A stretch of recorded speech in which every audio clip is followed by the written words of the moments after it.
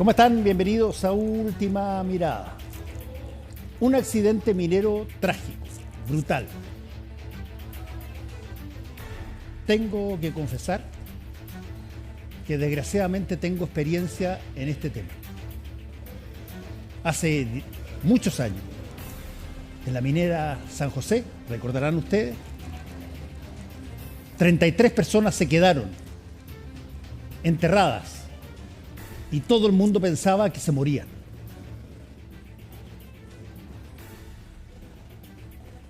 A mí me tocó reportear ese caso. Y yo tenía a una persona a la que le iba a creer lo que me dijera. Esa persona está conmigo hoy día. Se llama Felipe Matthews y él me dijo en esa oportunidad: lanzaron un taladro hacia abajo y el taladro salió pintado de rojo. Es decir, están abajo. Lo pintaron para dar señal de vida. Y yo me jugué y dije, le creo a Felipe Matthews.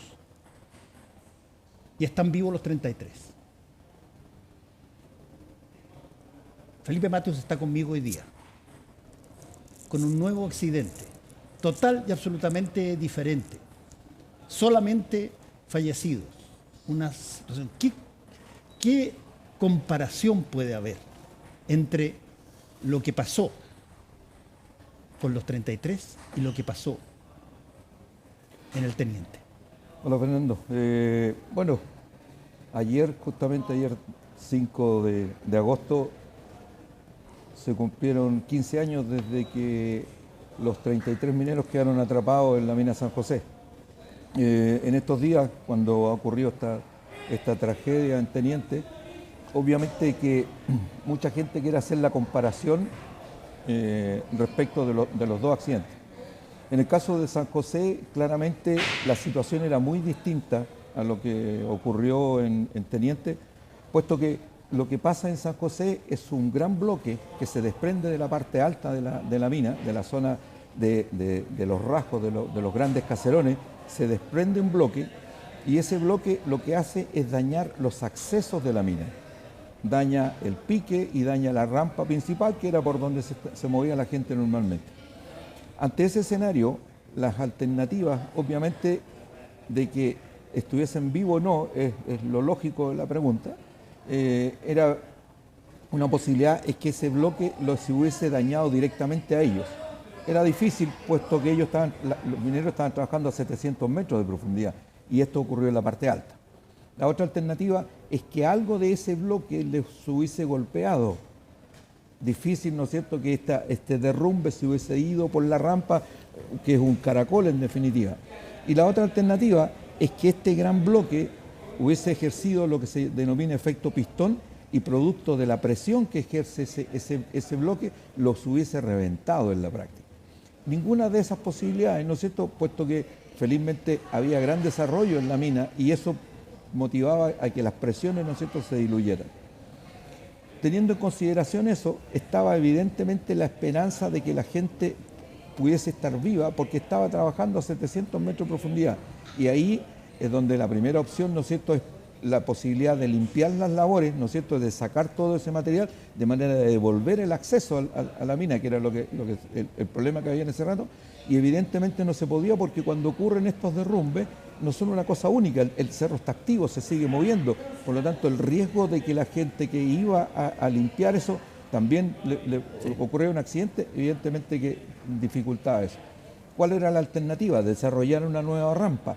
Era bajar 700 metros desde la superficie a donde estaban las personas. Y eso significaba, con la metodología que normalmente se usa en minería, bajar con una rampa con un 10%. Eso significaba 7 kilómetros de rampa. Que era impensado desarrollar 7 kilómetros mientras la gente abajo estaba esperando, era un año a lo mejor o mucho más. Entonces la única alternativa eran los sondajes. Sondajes que evidentemente siempre se desvían, tienen una desviación en el sentido de la rotación, vale decir hacia la derecha. Una de las sondas. Una de las sondas, o sea, nosotros como geólogos normalmente trabajamos en eso. Felizmente hubo muchas compañías mineras, una de las primeras compañías mineras que dice yo estoy presente, la gente de Anglo, en ese rato un amigo, Juan Carlos Román, era quién era el gerente de esa minera, y dice, ahí hay una máquina disponible, y así la gente de Escondida, Salvador, etc. Se empiezan a prestar y máquinas para empiezan a buscar. llegar máquinas a la mina San José con la idea de desarrollar esos sondajes.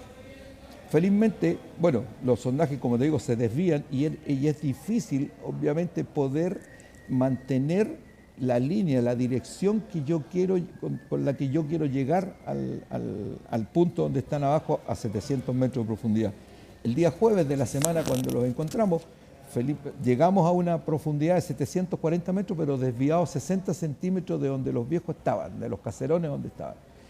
Y felizmente el día domingo en la mañana, donde estábamos junto a Sandra Jara y a Nicolás Cruz, dos colegas geólogos, 10 para 6 de la mañana, ocurre que felizmente pinchamos, llegamos al punto donde nosotros queríamos llegar como geólogos y como sondajistas.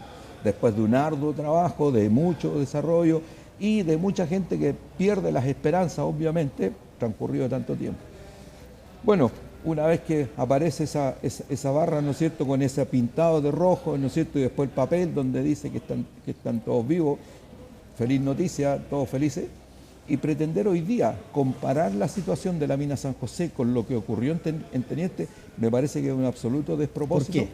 Me parece que no se puede, porque en el caso de Teniente, lo que ocurre, el estallido de roca que ocurre en el propio lugar donde estaban trabajando los mineros, de tal suerte que ese gran derrumbe que ocurre en la mina San José, si hubiese ocurrido inmediatamente en la labor donde estaban los mineros, obviamente que habrían fallecido, porque no había ninguna opción. En este caso, estuvieron protegidos prácticamente por 400 metros, ¿no es cierto?, de desnivel, de 400 metros de roca sana. En el caso de Teniente es absolutamente distinto. Entonces, intentar hoy día comparar y poner más o menos entre la espada y la pared a la gente que hoy día está dirigiendo los destinos del propio Teniente, o sea, el presidente directorio, etcétera, la ministra, etcétera, no tiene ninguna relación, son cosas absolutamente distintas. Entonces yo creo que muy mala posición esa de intentar poner las cosas en el mismo nivel. Son accidentes, lo primero, son accidentes, y lo segundo es que son en circunstancias absolutamente diferentes. Yo no soy ni funcionario del gobierno, ni soy del ministerio, ni pertenezco a Codelco, ni nada. Soy un geólogo Ahora independiente. dime una cosa, se habló mucho al principio, en las primeras informaciones, de que había habido temblores que habrían sido particularmente decisivos en esta situación. A mí me parece un poco extraño, yo incluso lo hablé con un par de personas, y yo dije, perdona, pero un temblor es algo que no se siente solamente adentro de la mina, se siente afuera. La gente hubiese dicho, oye, tuvimos un temblor súper grande, y nadie ha dicho eso. Lo que ocurre, Fernando, es lo siguiente. Nosotros normalmente estamos acostumbrados, somos un país que vivimos en una zona, ¿no es cierto?, de choque de placas. La placa de Nazca se está metiendo debajo de la placa sudamericana, eso ejerce presión, ¿no es cierto?, y vivimos en una zona sísmica, común y corriente. En este caso, en lo que es la mina Teniente propiamente tal, en ese macizo rocoso en donde se emplaza el yacimiento de Teniente, ahí ocurren, por efecto del tipo de roca, de la conformación geológica, de la profundidad en la cual tú estás trabajando, 900 metros, 1200 metros, ocurre un fenómeno que se denomina evento sísmico, que esa es la denominación técnica que hoy día tiene, que no es otra cosa que un estallido de roca, producto de tú estudiaste tus años, antes de ser periodista, estudiaste tus años de físico, por lo tanto, sabes perfectamente que cuando tú rompes el equilibrio de una masa rocosa como esta, evidentemente hay una reacción. Sí. Y esa reacción, en este caso, es lo que se llama estallido de roca. Es un estallido de roca o un evento sísmico. Independiente de eso, estas cosas que son estos eventos sísmicos o estallido de roca, son muy locales, son absolutamente locales. Un sector de la mina, no es toda la mina, es un sector de la mina. Un área determinada de la mina. En este caso, habría ocurrido un sismo, ¿no es cierto?, dentro de la corteza continental en la que nosotros estamos, a 17 kilómetros de profundidad, de 1 grado 4 y algo, que tal vez ese mismo evento, en alguna medida, gatilló, fue bálsamo un poco para que este estallido de roca fuera más allá de lo normal, de lo que habitualmente ocurre, estos estallidos de roca, en este tipo de yacimiento. estallido de roca en Teniente vienen estudiándose hace 50 años, Fernando. O sea, esto no es algo de hoy día, de ayer, no. Hace 50 años que vienen ocurriendo estallidos de roca y se maneja de una manera técnica y profesional, como es la gente de Teniente. Dime una cosa, Felipe. ¿Hubo algo o había algo que se podía haber hecho para evitar lo que pasó? ¿O no? Yo creo que en las circunstancias en que ocurre esto, con la violencia que ocurre, normalmente esto, el caso de Teniente es una mina que está monitoreada por todos lados, porque se conoce de esto, insisto, hace 50 años. De tal manera que cuando hay una anormalidad dentro de todo lo que tú estás registrando, ¿no es cierto? ¿Cuántas veces tú has escuchado, por ejemplo, en términos de noticias, que hay un enjambre sísmico en tal sector, Arica, Iquique o donde sea, o en otra parte del mundo? Y ese enjambre sísmico te está diciendo que hay algo anormal, que pudieras desarrollarse algo, ¿no es cierto? Hay, en el caso de los terremotos y nosotros que vivimos en esta zona, hablamos siempre de los sismos premonitores, ¿no es cierto? O una vez que ocurre ese gran terremoto o sismo, hay otros sismos asociados de menor grado. En este caso, asimílalo a eso, y cuando tú empiezas a descubrir que hay una zona dentro de ese gran yacimiento que te está dando valores anómalos, que se está conformando esta anomalía sísmica, evidentemente que esa zona se abandona, Ahora, no se trabaja. este tipo de cosas, ¿es posible de ser, no sé, auscultado anticipadamente? ¿O es un riesgo que tú básicamente estás sujeto si es que acaso quieres hacer minas subterráneas? Es un poco lo que te estoy planteando. En el caso de, hay algunas minas, por su conformación geológica, por el tipo de roca, por la dureza, características geomecánicas, geotécnicas de la roca, de la propia roca, que son proclives a tener este tipo de eventos, de estos eventos sísmicos. Y por eso te insisto en el hecho de que hace 50 años que vienen ocurriendo este tipo de cosas, 50 años en que se han estudiado y se han manejado. O sea, si no se tuviera el conocimiento que tiene, obviamente muchas tragedias habrían ocurrido antes. Han ocurrido otras muertes asociadas a este tipo de cosas. Pero respecto de la cantidad de eventos que ocurre, están sumamente estudiados. Esto sale absolutamente de la media, de lo normal. Estamos preparados para que hayan vientos de tal magnitud, ¿no es cierto? Lluvia, terremotos, y esto sale mañana pasado, no sé, caen 300 milímetros en Santiago en 24 horas y va a quedar una tragedia, ¿no es cierto? Esto es más o menos similar. Está absolutamente fuera de los cánones normales que se acostumbra en este tipo de eventos. Y tiene algo que ver, otra cosa que me preguntó una persona ayer, ¿tiene algo que ver el hecho de que tú estés produciendo explosiones dentro de la mina? No necesariamente el tema porque asumo que, ¿no es cierto?, si yo perforo, ¿no es cierto?, hay tronadura, etcétera. Claro. Si eso eventualmente pudiera motivar, efectivamente pudiera ser un detonante de. No es el caso. No es el caso. Y estas son cosas normales del tipo de minería de roca que tenemos a esa profundidad. De este tipo de eventos ocurren en Sudáfrica, con intensidades muchísimo mayores que las de acá, ocurren en Canadá, en Australia, en Estados Unidos, y estas cosas se manejan. Y tenemos que acostumbrarnos a que, no voy a decir que nos vamos a acostumbrar a que haya muertos, eso nadie lo quiere. Obviamente, en la minería, menos que en ninguna parte, la minería es la que normalmente va adelante en todo lo que es materia de seguridad, en términos de cantidad de accidentes, vale decir, el índice de frecuencia de accidentes en la industria. La minería es líder. En términos de gravedad del accidente, vale decir, el índice de gravedad, obviamente ahí es donde está el problema, porque los accidentes que ocurren en minería son normalmente de gravedad como esto.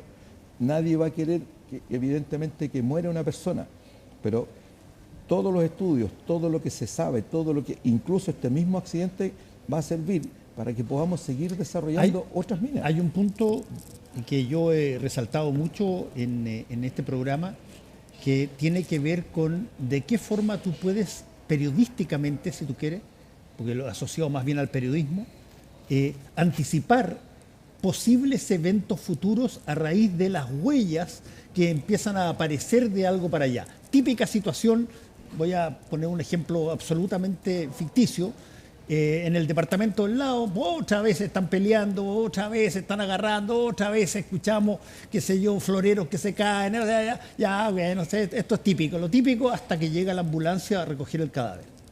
Y tú captaste las señales eventualmente de lo que podía ser un desastre, pero te pareció que eso era la rutina. En las minas pasa algo parecido, algo de que cómo tú te das cuenta de la posibilidad potencial de que algo salga de lo normal y genere un desastre. Bueno, en general, lo que es minería subterránea, obviamente es más complejo que trabajar mina a rasguño. Eso es más que claro y es evidente que los riesgos son mayores. En la medida que yo profundizo una mina, evidentemente que los riesgos son mayores. Cuando tengo yacimientos de este tipo, ¿no es cierto? Porque tengo la impresión de que en Chuquicamata, por ejemplo, que se está trabajando ya hacia profundidad, pero donde la geología, el control geológico es distinto, la morfología del cuerpo mineralizado es distinto a lo de Teniente. Este Teniente es un caso muy, muy especial. En el caso de Chuquicamata, ¿no es cierto?, hay una falla, que es la falla oeste, que es la que controla en alguna medida la mineralización. En el caso de Teniente es una conformación distinta, hay una pipa y alrededor de esa pipa se desarrollan estos cuerpos mineralizados. En la medida que vayamos profundizando, los riesgos evidentemente van a ser mayores, pero hay un conocimiento atrás, hay 50 años de estar reconociendo, de tener la mina monitoreada por todos lados. ¿Cómo se puede prever algo así? Tal como te indicaba, esto cuando hay una mayor sismicidad, ¿no es cierto?, en algún lugar determinado, muchas veces se abandonan esos lugares. O bien hay que efectivamente aplicar una técnica distinta, cuando lo estás previendo que puede pasar, fortificaciones mayores, ¿no es cierto?, desarrollo de labores distintas, direcciones de las labores distintas. Y eso, la gente en Teniente, son los que dictan cátedra a nivel mundial, Fernando. O sea, yo tengo la absoluta confianza que aquí no se dejaron de hacer cosas, yo no creo que se hayan dejado de hacer cosas, que en forma irresponsable alguien haya dejado de hacer cosas, en ningún caso. Por el contrario, yo tengo la mayor confianza, e insisto, yo no soy un funcionario de Codelco, pero sí conozco el trabajo que hacen. Son las mismas personas, Fernando. Manuel, el primer rescatista que entró el día que salieron los mineros, venía de Teniente. Manuel falleció hace un mes y medio atrás. Ese viejo venía de Teniente. Por lo tanto, cuando se piensa en el tema de los rescatistas para limpiar estas labores y ir a intentar buscar, ojalá con vida, a estos mineros, no tenía ninguna duda que en 2 días estos lo iban a tener el trabajo realizado, porque es la mejor gente que hay. No tengo ninguna duda de la capacidad técnica que tengan ellos. Y por otro lado, esta es la minería. Esta es la minería, este es el país que nosotros tenemos. Tú dices, esta es la minería y el riesgo que va asociado con eso. Pero también hay un conocimiento técnico atrás que, pudiendo haber ocurrido tragedias muchísimo mayores que esta, en el tiempo han disminuido considerablemente. Cuando tú mencionabas el tema de San José hace 15 años, mírate los índices de accidentabilidad y los índices de gravedad en esa época respecto de lo que ocurre hoy día.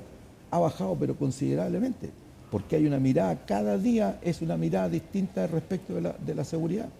O sea, la cosa es, la minería, por naturaleza, es una actividad riesgosa. Tiene un riesgo implícito. Es una actividad riesgosa. Claro.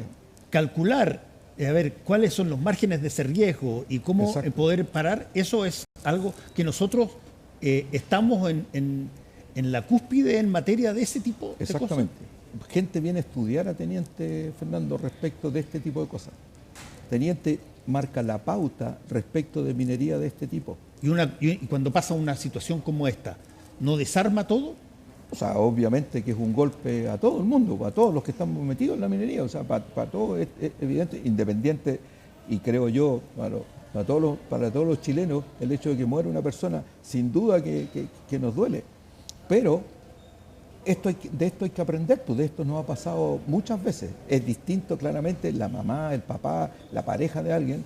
Claro, uno está opinando desde un punto absolutamente distante de eso, pero entiende perfectamente que es una actividad que nosotros desarrollamos. Y dime una cosa, uno tiene la idea histórica de que la minería en Chile, que es el, qué sé yo, la manera más, yo te diría, potente de generar recursos para el país, eh, bueno, uno lo ve como, oye, mucha gente quiere ir a trabajar en la Exacto. minería, porque además se paga bien, porque hay buenos sindicatos, porque hay gente entendida en hacerla. ¿Qué tanto una situación como esta levanta el dedo para las generaciones que están saliendo y dicen, a ver, espera. No. Esta cuestión, yo no quiero que mi mamá me recoja el cuerpo. Bueno, efectivamente tiene un riesgo implícito y no solamente lo miras desde el punto de vista de la seguridad, también desde el punto de vista medioambiental y de diversos puntos. Normalmente la minería pasa a ser un punto de observación constante. Pero tú llegaste en vehículo hoy día acá, pues. Yo también llegué en el mío, tú usaste el teléfono, tenemos la cámara, este micrófono, los lentes que estoy usando. ¿Qué de esto no es un producto que sale de la minería? Hoy día claramente está establecido que aquí al 2030 hay un déficit considerable en el tema cobre.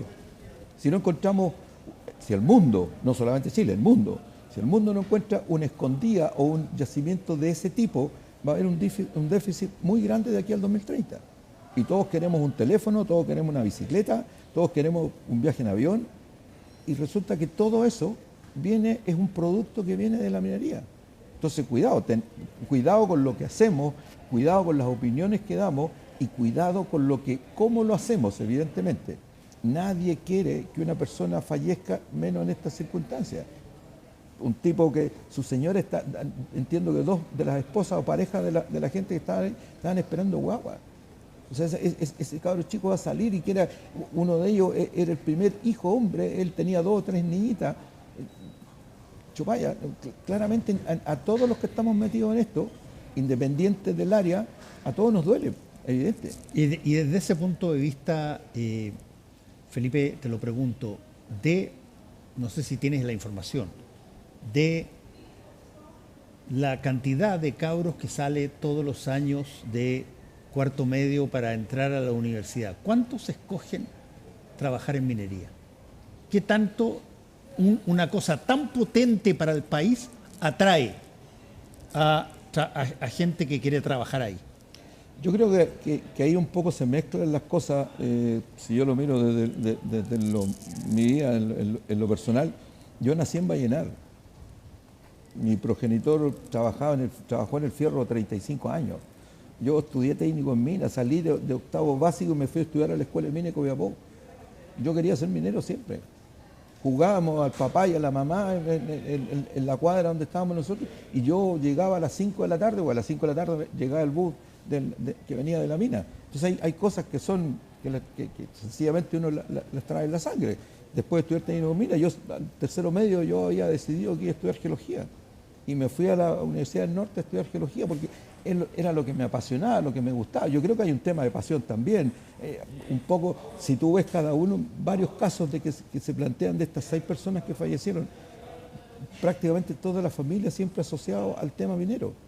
Entonces, si va a disminuir o no, yo no creo, no creo. Es una de las actividades. Y la última pregunta, Felipe, ¿qué tanto las nuevas tecnologías pueden evitar que tú corras los riesgos dentro de la mina? Porque eso eventualmente lo puede hacer algún, qué sé yo, robot. Absolutamente. O sea, de hecho, por ejemplo, en minería normalmente hoy día tú desarrollas la perforación, desarrollas la tronadura para seguir avanzando con ese túnel o socavón. ¿Y qué es lo que entra? Es una cámara fotográfica, o muy especial por lo demás, o un dron que va y te levanta completo. Tú traes toda esa información y toda esa labor, lo que se denomina, se chocretea. En definitiva, es una de las maneras de impedir que esto derrumbe o algo por el estilo. Si tú viste, por ejemplo, en todo el trabajo que se hizo ahora de ir limpiando las labores, de manera de, ojalá, encontrar a la brevedad posible los mineros que estaban atrapados ahí, se hizo todo con equipos telecomandados. O sea, nadie se subió a un scoop y se metió a trabajar ahí. Ese scoop estaba había una persona con un joystick trabajando, e incluso trabajando, no hay tipos que están trabajando incluso en la propia ciudad de Rancagua. O sea, hoy día, mírate todos los camiones que en la mina Gavi, por ejemplo, en la división Gabriela Mistral, ¿cuánto de la flota es telecomandado? Tú miras el camión, No hay chofer. Y no hay chofer, ¿me entiendes? Claro, eso también trae, ojo, consigo otro riesgo, ¿no? Hay otro riesgo que nos empecemos a quedar sin trabajo. Yo mismo en el tema de la geología, antes tú recorrías el cerro y 500.000 martillazos y muestras, y hoy día yo mando un dron y me hace con una cámara hiperespectral y me trae una información que me va a disminuir las horas hombre trabajando en el cerro. O sea, hay un tema de tecnología que es de primera línea, obviamente. Bueno, desgraciadamente, así como están todas estas posibilidades futuras de protección para la minería humana, todavía tenemos situaciones como esta donde finalmente el minero es el que paga el costo. De esto tenemos que aprender. Yo creo que todos vamos a aprender y yo espero que esta empresa, que dicho sea de paso, es de todos los chilenos. Ojo, esto es de todos y es un accidente que nos influye a todos. Todos estamos con penas, todos estamos con pesar. Evidentemente que no es lo mismo ser el papá, la pareja de alguien que murió ahí, pero esta empresa es de todos, cuidémosla. Muchas gracias, Felipe Matius, por haber estado una vez más con nosotros. Gracias a ti, Fernando. Gracias a todos ustedes, nos encontramos mañana. Buenas noches.